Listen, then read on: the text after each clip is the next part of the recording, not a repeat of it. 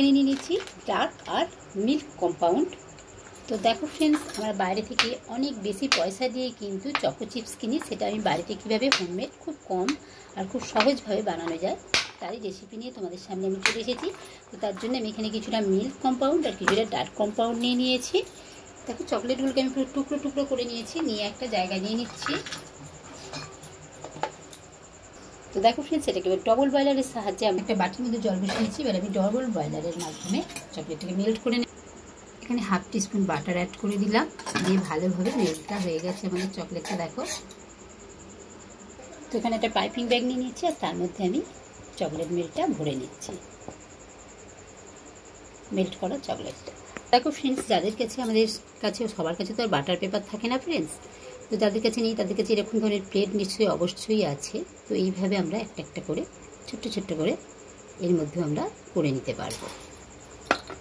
দেখো ফ্রেন্ডস, এইভাবে আমরা কিন্তু করে নিতে পারি আর খুব সহজেই কিন্তু এটা আমাদের কাছে অনেকগুলো বেশি করে হয়ে যাবে আর খুব কম খরচের মধ্যে অনেক আমরা বানিয়ে নিতে পারি। সেই প্রসেসে আমি কিছুটা হোয়াইট কম্পাউন্ডও মেল্ট করে নিচ্ছি। এখানেও আমি একদম একটুখানি বাটার অ্যাড করে দিলাম।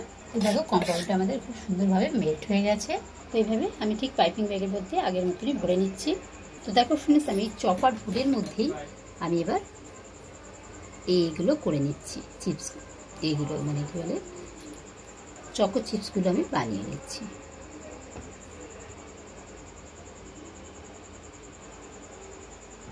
তো দেখো ফ্রেন্ডস, আমাদের চকো চিপসগুলো হয়ে গেছে। এই দেখো কত সুন্দর জমেছে।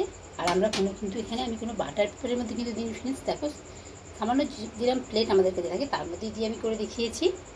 এবার এগুলোকে আমি দেখো কি ইজিভাবে এগুলো খুলে যাবে। এই দেখো, এর মধ্যে একটু চাপ দিলেই এগুলো খুলে আসবে।